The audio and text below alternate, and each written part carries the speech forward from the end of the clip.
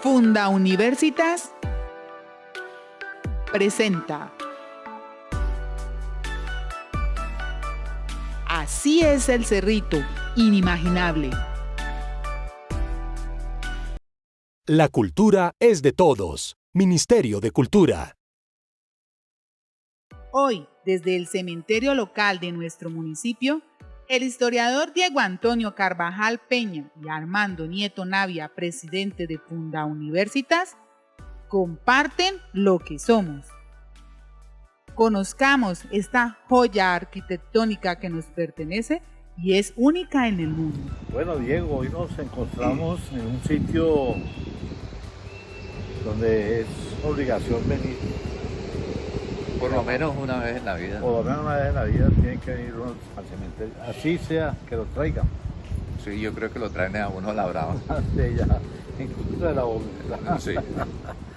Sí, el cementerio católico del Cerrito. O cristiano, ¿no? Porque hoy en día ya es un lugar para todos. Anteriormente pues, había un sitio especial aquí en las afueras del cementerio para los que quitaban la vida, que no podían enterrarlos aquí. Bueno, todas esas leyendas y todos los mitos que existían. Pero hoy en día ya es un cementerio abierto y este cementerio del Cerrito pues tiene su historia. Claro. Son más de 100 años de haber sido fundado, ¿no? ¿Cómo le llamaríamos? Creado O colocado en este sitio, ¿no? Sí, este lugar o este lote, pues en sus inicios, fue donado por la municipalidad a la parroquia. Eso fue en el año de 1853, porque antes las personas que fallecían se enterraban en otro cementerio que había en la carrera 12 con calle 11, 2 cuadras más arriba de este lugar. Ese lugar o ese sitio fue donado por Petrona Cárdenas, hermana de Sebastiana Cárdenas. Era muy pequeño y de modo que la municipalidad determinó que no debía estar en ese lugar porque no tenía la capacidad. El pueblo había crecido, los habitantes habían aumentado considerablemente, de modo que el lugar no era propicio para mantenerlo.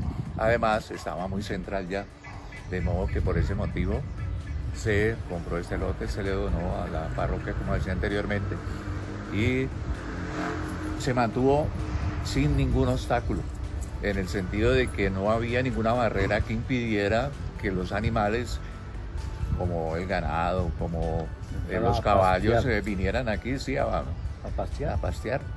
El que se interesó por separar definitivamente el interior del exterior fue el padre Francisco Antonio Campo, quien llegó en 1882 llegó al Cerrito y se propuso hacer toda una serie de obras, entre esas precisamente el cementerio. Él era muy dado a que cuando compraba algún bien, inmediatamente hacía un testamento. En el primer testamento él dice que él de pronto se va a morir y que no va a haber terminado el cementerio y que por ese motivo le pide a la gente que en el lugar donde lo entierren le coloquen toda una serie de obstáculos para que el ganado no lo pise. Tenía todavía ya la visión del cementerio abierto. Pero creo que antes de ese cementerio de aquí abajito había otro que era donde estaba la Pedro Antonio. Se rumoró durante mucho tiempo que ahí había un cementerio, inclusive yo recuerdo estando muy pequeño estudiando ahí en la escuela, había la leyenda de que una calavera que había sido sacada de ese sitio. No es raro, pero yo creo que más bien era como un entierro indígena, porque inicialmente, cuando se hizo la creación de la parroquia, se permitía que a un lado se enterraran, pues a un lado del templo se enterraran personas, pero muy rápidamente la curia prohibió que se enterraran personas pues en lugares tan centrales, en lugares tan visitados. Por ese motivo entonces se dejó de enterrar allá. Este cementerio tiene algunas características que lo hace inconfundible a otros cementerios. Claro. Su construcción, su parte arquitectónica. Empezando la capilla, por ejemplo, la capilla es una hermosura de capilla. Es una capilla octógona, es decir, tiene 8 lados. 8 lados. Tiene 4 puertas. Cada una de esas puertas mira hacia un lugar específico.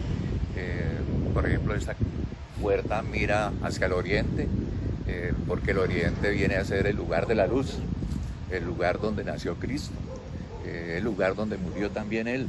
De modo que por ese motivo la puerta principal es la puerta que da al oriente, y la puerta que da hacia el occidente es la puerta que da hacia la oscuridad, hacia la muerte, porque la noche llega precisamente por eso.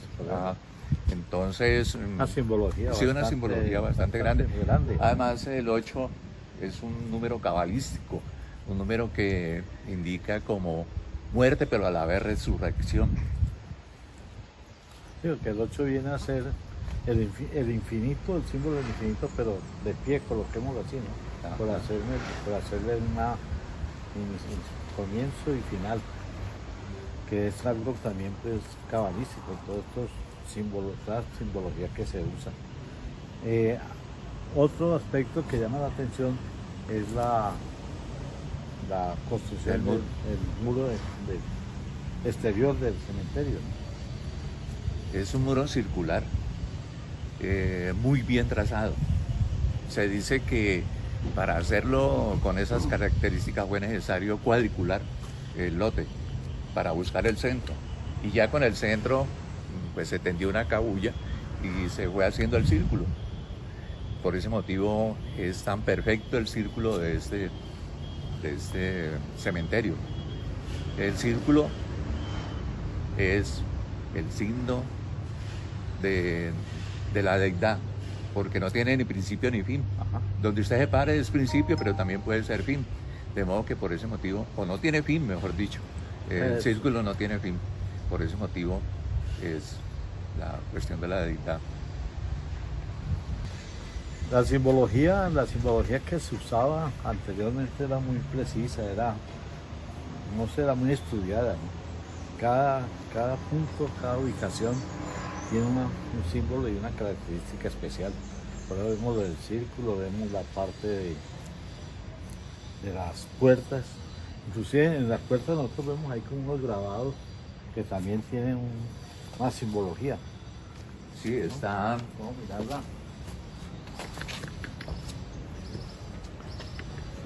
Este es el reloj de arena. El reloj de arena, el reloj que mide la duración de la vida.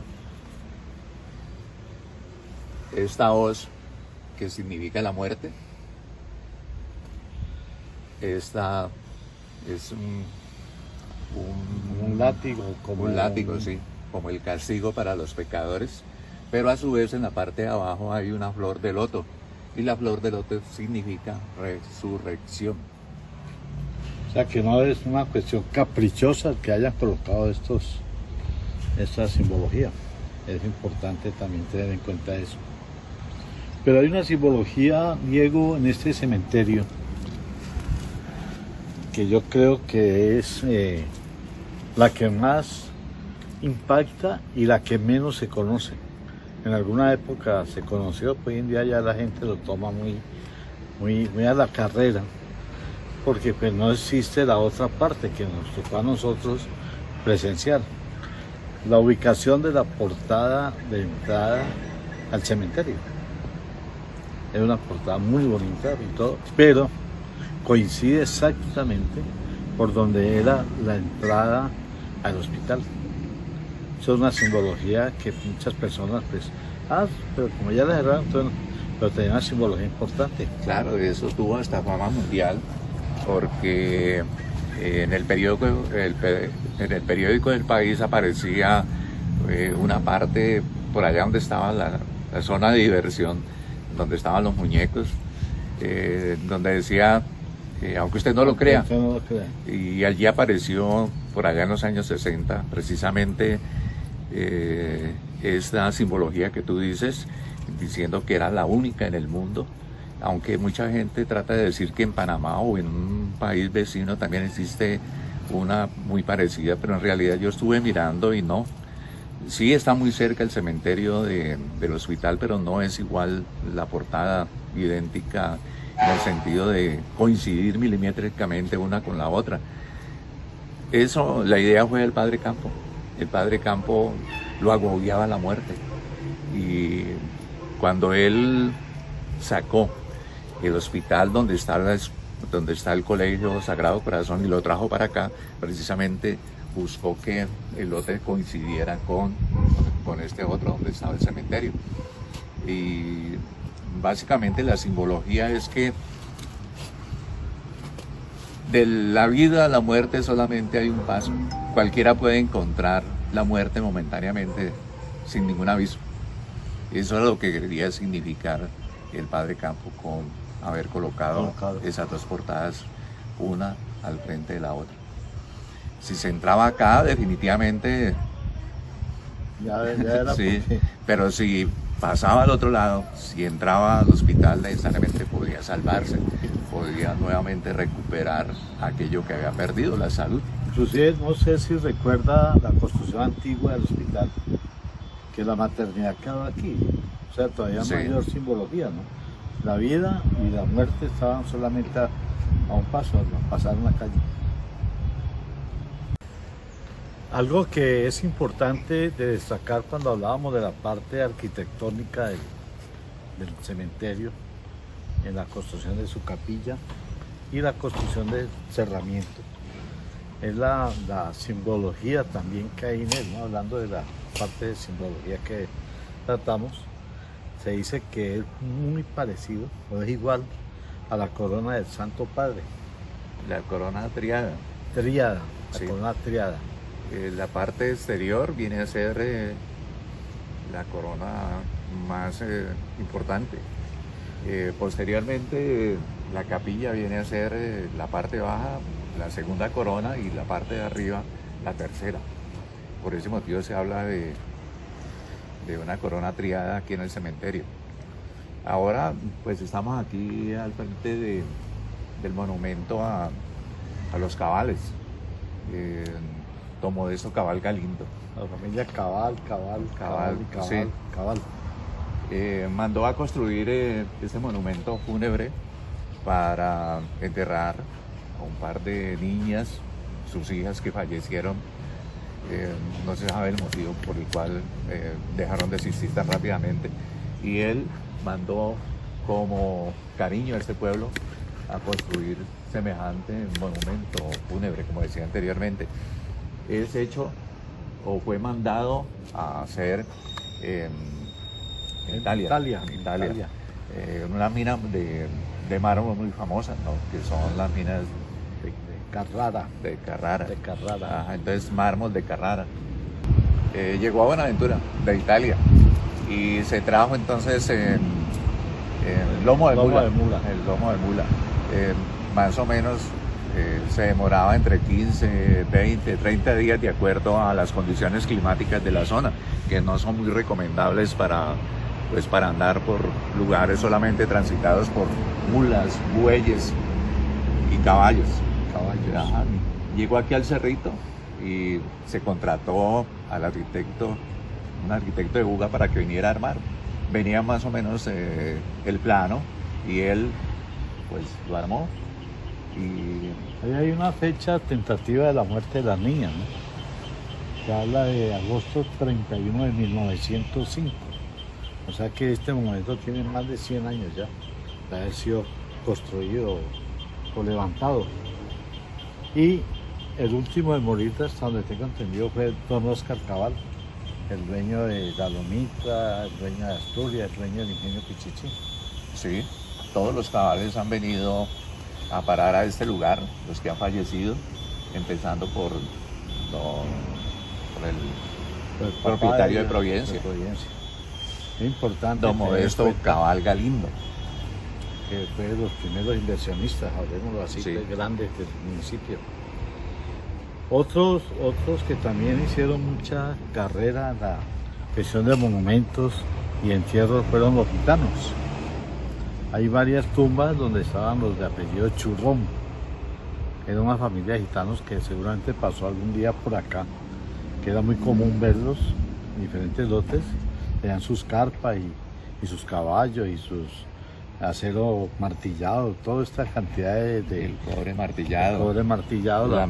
La mayor parte de las pailas de cobre que se utilizan aquí en el cerrito para hacer el famoso Majar Blanco fueron hechos por ellos. Por ellos. Decía que se había desaparecido esa familia, pero resulta que a raíz de una reforma que le estaban haciendo al cementerio, varios monumentos de los que ellos trataron de tumbarlos.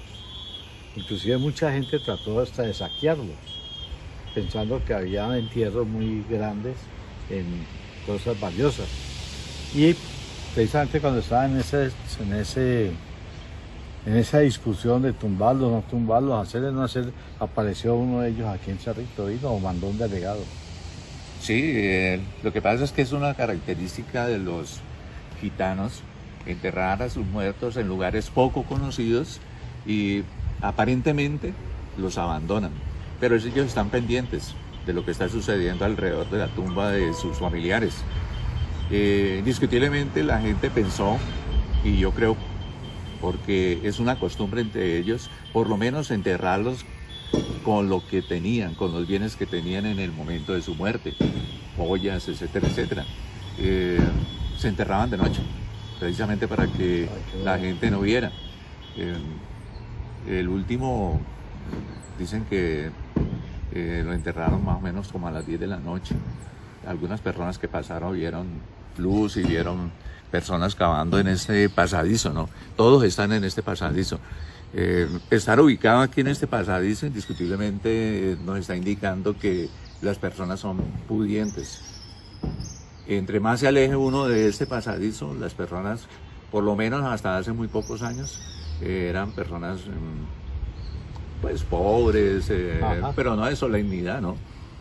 Aunque... Familias conocidas. Sí, familias conocidas. Familias conocidas, que tuvieron la oportunidad de comprar su pedacito de su lote. El municipio en alguna época, cuando la persona era muy pobre, le donaba un ataúd, un cajón. Y entonces de ahí salió un dicho, ¿no?, que se hizo muy popular en Cerrito, que cuando uno se muere no lleva ni 4 tablas, porque en realidad el féretro eran 4 tablas, muy mal terminado. Lo hacía Jesucito Cifuentes. Jesucito Cifuentes era el carpintero. El carpintero. De esa época, de ese momento.